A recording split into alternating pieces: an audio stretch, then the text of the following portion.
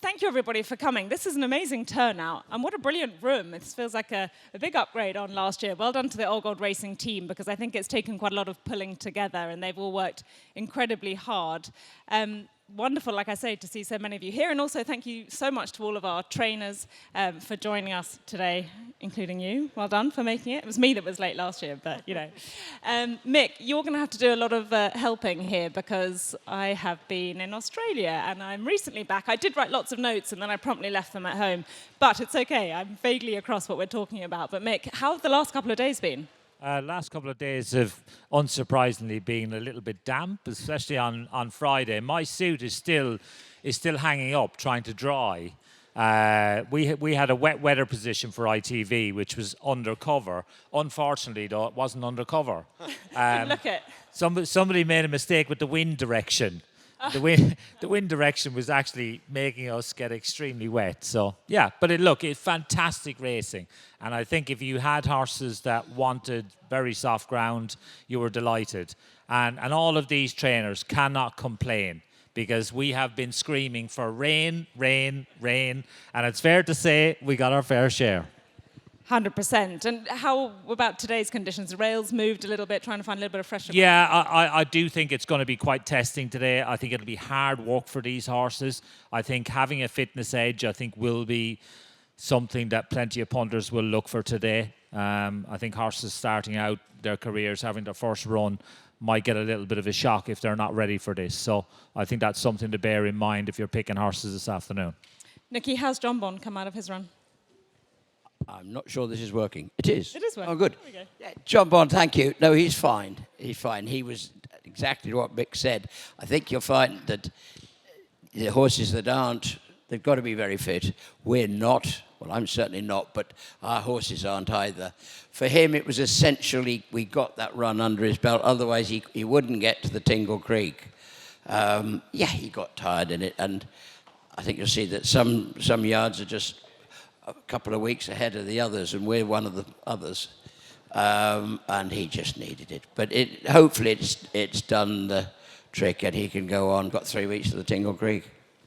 Now, we're going to chat to our trainers about the Old Gold horses that they have in their care, and then we'll do a bit of a preview of the afternoon racing. We'll also have a session where you can ask the panellists any questions that you'd like to ask them. But before that, I'm not sure how many of you have seen the YouTube video that we made of a day in the life with Nicky Henderson. Show of hands? Yeah? Great. Okay. Well, if you haven't seen it, please go onto YouTube or any of our socials and have a look, because it gives you a brilliant insight into what it's like at Seven Barrows. And one of the horses that featured quite prominently was Joyeuse. We saw her schooling, and you were contemplating her first run over fences, which she had the other day. The ground at Bangor was beautiful, but it was the first day with proper soft ground. Exactly the same thing happened. She jumped well, she travelled well, and just the last couple of furlongs she was tired. And to be fair play, she'll come on a lot, but she needs to possibly. But the winner looked very good. Oh, it's Ben's, no wonder. That's where I was going. Yeah, but that was rubbish. That was unfair. She'll be fine, but exactly what we were saying. Just it was in a fortnight's time. It'll be a different ball game, I hope. Well, she'll come on for the run. Meanwhile, Diva Luna, wow, super impressive. And actually, I remember at our Cheltenham preview night in whenever it was, March, I remember you putting her up for the race that she ran in at the festival, but that was her first start over fences on Thursday. Is that really her calling? She looks so impressive. Yeah, no, we're delighted, actually, because, excuse me, she was very good in bumpers, and although she had what, on paper, her form figures looked decent enough last year, she was actually very underwhelming. Her track wash was pretty average for most of the season, and she was doing things wrong. But we've kept the faith, and it was nice to see her go and have such a promising start over fences. So fingers crossed she can go on from there. It was really impressive. Well done for that one. Now, let's have a chat about your horses, your Old Gold horses. Drop 'em at the station, ran at Sandown. What was your feeling? Well, I think every time I talk about a bumper horse, Old Gold members should stop listening, because I keep telling you your horses are going to win bumpers, and we're just not managing it at the moment. And he was another example of a horse that I really like. We went up to make the running because he's a very straightforward point-to-point winner, and he just ran with the choke out the whole way, and was never going to get home running like that, which was a bit of a shame. but he ran perfectly okay. He finished fourth, but we'll go novice hurdling with him almost straight away. And his form from his point to point, he was brought out of an English point to point yard, Tom and Gina Ellis, and actually the horse that he beat in his maiden went on to be the champion point to pointer last year, won 7 races last season, and has won under rules this season. So I think the form's good. He's a lovely individual, and hopefully he can get going now we're going hurdling. It seemed to be a relatively slow time. Had you done it again, would you have let him roll a bit more? I think yes. It was one of those funny ones. I asked Callum just to, there was apparently no pace, and then one of these bumpers where they then all sit upside each other and get a bit keen and silly. I think if you go to make it in these races, you should make it and make it a nice, honest gallop, and that didn't happen. But look, by the by, he's done nothing. He's no worse for the run, and we can get going soon. Great. Now, what about the Hawkstonian? Because I went back and watched his run, and I thought he looked great for a lot of it. Is he waiting to go over a fence, or is it a question of going further? No, I think he will have come on massively for it. He hadn't been away from home. I suppose that was 2 weeks ago, and I'd be a little bit similar to Nicky. Well, I learnt from Nicky, so I've never been that quick into stride. We might be a week or two ahead of him at the moment, but he'll soon come flying up our outside and beat us all again. So I think the Hawkstonian will have come on for that run. I was very, very pleased with that.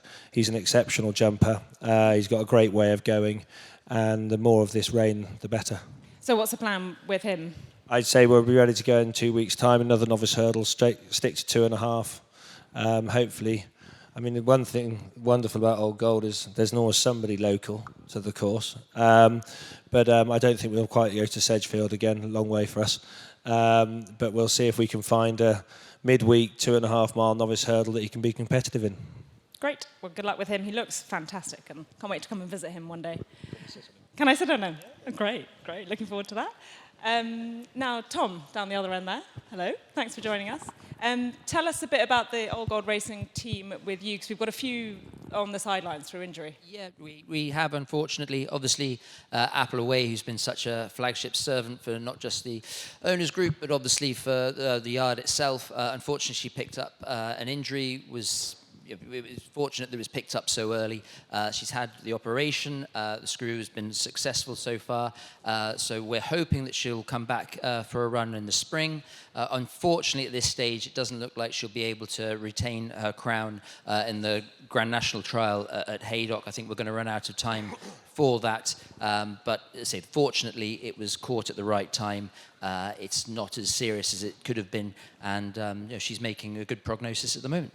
Yeah, because whilst it might sound scary, a hairline fracture, horses actually do come back from it very well, don't they? They can have a screw inserted and then time off and come back. But it's just unfortunate the timing of the injury. It is unfortunate the timing of the injury, but look, she has been fantastic. She's had a great 3 years, and unfortunately, this is just a little setback rather than anything else. And as I say, at the moment, she's on target to be back in the spring, provided ground and everything remains okay. And tell us about Kingston James. Kingston James, he's recovering from injury as well. He's back on the walker, and the trainer says the biggest issues is all the updates she has to keep giving you all the time, try and keeping you all entertained, which he generally does. But no, he'll be back for hopefully again a late spring campaign.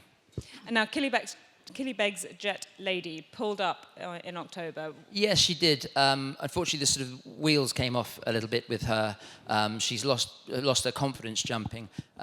So she seems a lot better, a lot more happier at home recently. Again, she's been doing some remedial work with her jumping just to get that confidence back up. But she's back to where she should be again at the moment. And again, there's much to look forward to. I think she'll be going to Musselburgh. That's where Lucinda's looking to run her. And Spade Step? Yeah, Spade Step. It was great that he got his head in front. He'd been banging on the door. Unfortunately, knocked it down in tremendous fashion at Hexham. Dad was itching to get him over fences, and obviously he did, and he ran a great race on his debut last time at Aintree. They're favouring going to Ayr on the 1st, but he'll get a couple of entries at Wetherby, I think, on the 15th and the 23rd, but at the moment, December the 1st at Ayr would be where he is. But again, they've got very high hopes from. They're looking forward to that he's making up into an exciting 2-mile chaser for everybody involved. Great. Mick, I'll let you take over with the left and right. Thank you, Francesca. Yeah, I'm going to start actually with Olly Murphy, who has the Mick Fitzgerald Racing Club, which is powered by Old Gold. So lots of Old Gold members involved as well. So Olly, what news have you got of Jamada? Obviously, good run at Sedgefield. Disappointed to get beat, but we got beaten by a Ben Haslam trained JP McManus owned horse. So no disgrace there. No, obviously a good start. Frustrating not to win first time, but I don't think he did an awful lot wrong. Subsequently, when you look back at the form, the filly that actually beat us was fourth in an entry bumper for Willie Mullins 18 months previous. So probably wasn't a bad run. We obviously went to Plumpton 10 days ago when he was actually very disappointing. In fairness to the horse, now I probably haven't given the nicest of two tracks to start his career off in England in Sedgefield and Plumpton. In hindsight, now I'd have liked to have started him off at two big galloping tracks, but that's the way it goes. He's come out of Plumpton fine. Nothing came to light, unfortunately. Obviously, just had a bad day at the office, albeit he was a little bit distressed after the race. So clearly wasn't his run. He's got plenty of ability. He's going to give us an awful lot of fun. We just need to put a poor run behind us. Yeah, but he's shown you plenty at home, Ollie, to think that he is a nice horse. Yeah, absolutely. Obviously, he went off short price favourite on his first start for us.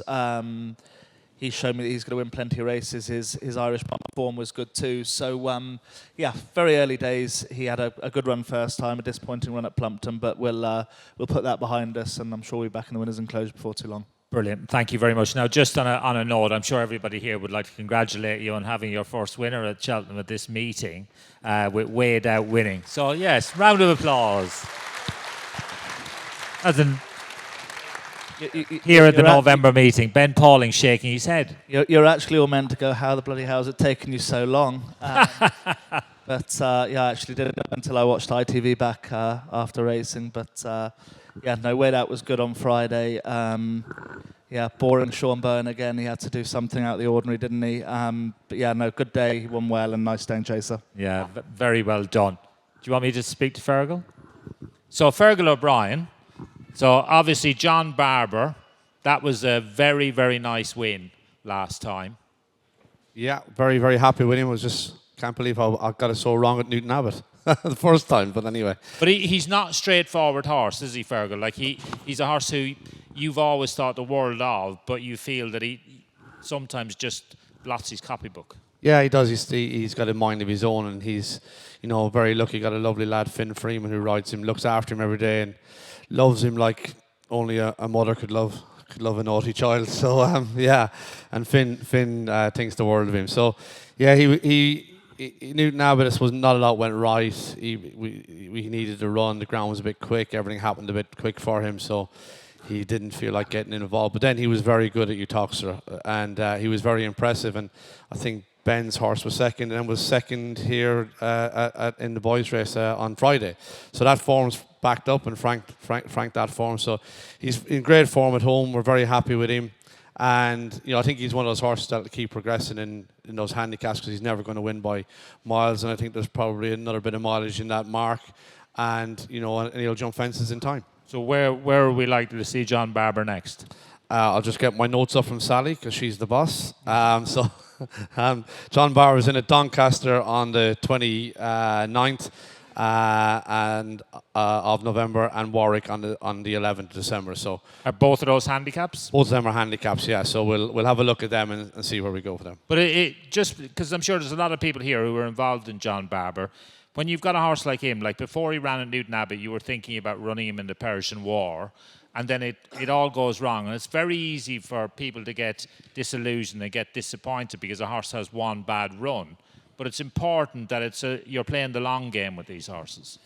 Yeah, maybe I was shooting at the clouds a little bit, the stars a bit for the Persian War, but I still think on some of his form last year at Ludlow, I think behind another one of Ben's horses, I think on some of that form he earned his right, because I thought the Persian War would suit him, because he's that type of horse that just likes to go, the faster they go, the better it is for him, because it keeps him concentrated and it keeps his mind on the job. Johnny Burke's very, very good in him now. He was very good in him at Ludlow the other day, and he kept him interested, Utoxeter, he kept him interested, and that's what he needs. And I still got a lot of belief in the horse.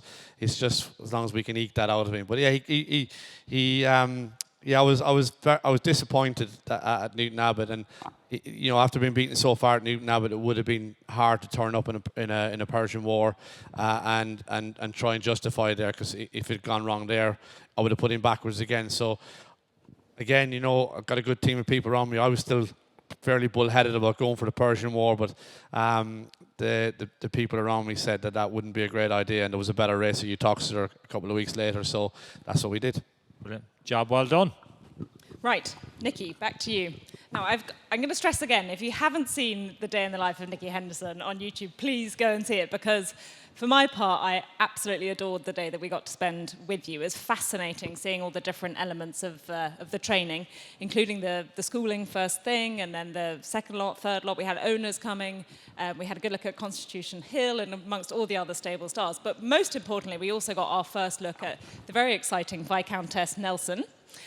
This is a little bit of a different one because it's enabling everybody to come on a journey with me to learn more about jumps racing through this lovely mare. And I loved her when I saw her. Those lovely big ears of hers. She looks so kind and so genuine. Now, how's she progressed since we saw her in training? She's been great, Francesca. We've moved on a little bit. We were just going quietly earlier on, and she's got a wonderful temperament for it. She just has had a week off with them. She gave a couple of coughs, and we had a look, and there was just a very small bit of mucus there, which is cleared up. She was cleared again perfectly all right this week, so she's back. She'll be ready to go on the grass this week, which will be fun, because she's a very good mover. I'm not sure she'd want it too wet. I mean, if she was in today, I'd be nervous. Our ground is now beautiful, which is just great. We've got on the grass, and the horses love it. I certainly like it. She's been very, very straightforward. Where she's interesting, she was a pointer in Ireland. Patrick O'Connor, that's Derek O'Connor's brother. Derek's a very good rider. Patrick does a lot of the training. He's a smashing guy. All these point-to-point dealers, they're entertaining, and some of them are more entertaining than others in there. They get quite carried away with what's happening or what they want to tell us about these horses. Whereas Patrick is always very straightforward. We bought off him before, and he said one thing. He said, I'll guarantee this, filly, but she's won a 3-mile point-to-point, but she's not a point-to-pointer. And he's actually been dead right. She's quick, and I don't expect to see her over 3 miles very often. She has the pace to win a bumper. So I think we could start there. She jumps very, very well, but she is quite sharp. And normally, you're expecting a 3-mile Irish pointer to be a little bit, not one pace, but not exactly 2-mile material. A lot of them do win bumpers. But she's definitely of that ilk, I think. And so it shouldn't take too long. She's got a great big... She's just a nice-sized girl, to be honest with you, and she looks the part. Great temperament. Everybody loves her. Great. And you said that she's done plenty of jumping in her career before coming to you, and you will plan to run her in a bumper, so on the flat. Are you jumping her in between just to see? She has schooled. She's just very, very good. I mean, you'd wonder why we're running a bumper, except for the fact that I think she can win one. So it's a bit of education, and it's winning a race at the same time, we'd hope. They're very competitive, these races at the moment. Missing the first couple of weeks isn't the stupidest thing to do. Get them all out of the way. Let them all have a run first, and then we'll slot in quietly when nobody's looking in your dreams.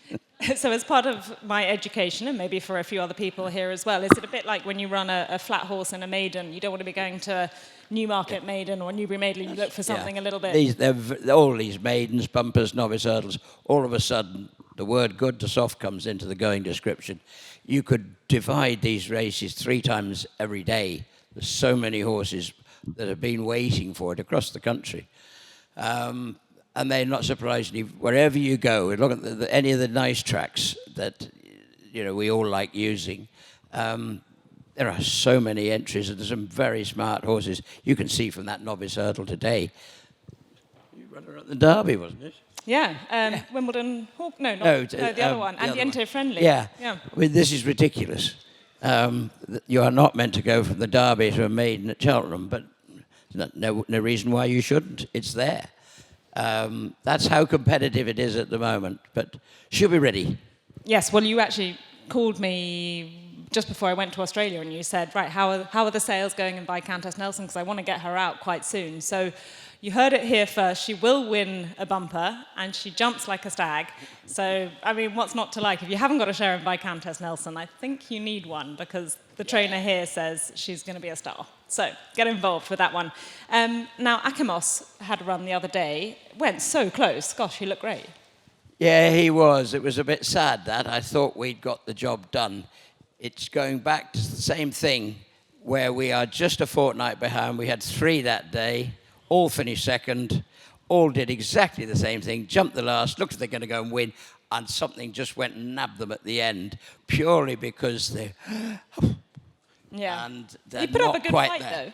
He put up a good fight. He did. He was really good. He jumped well and travelled well. He looked if the job was done. I think, again, the same thing. You'd have to say that he just got out-battled by one of Nigel's, I'm sure, wasn't it? Yes.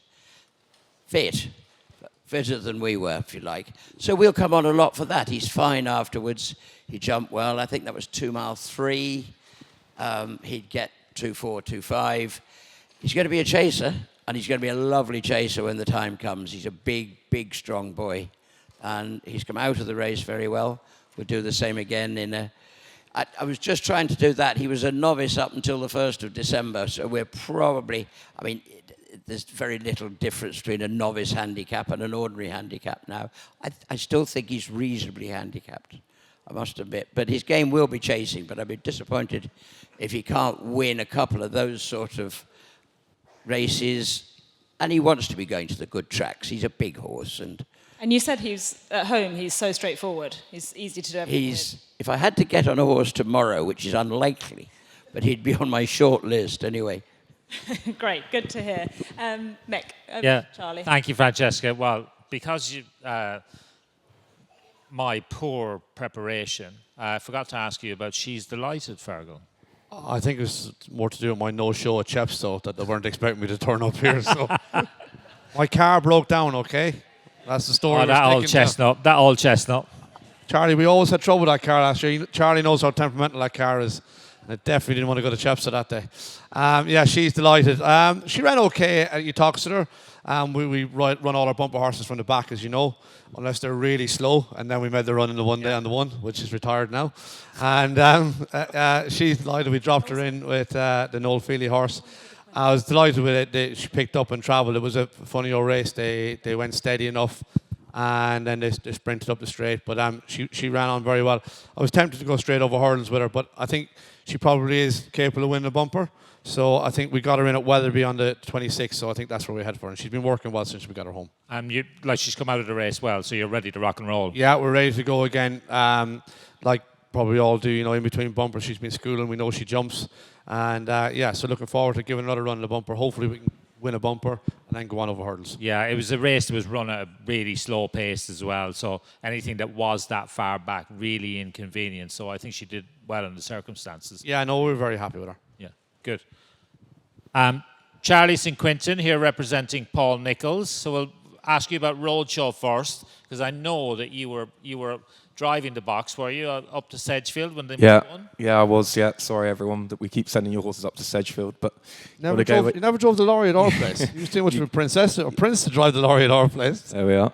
Got to go where you can win. But no, Roadshow's a lovely horse.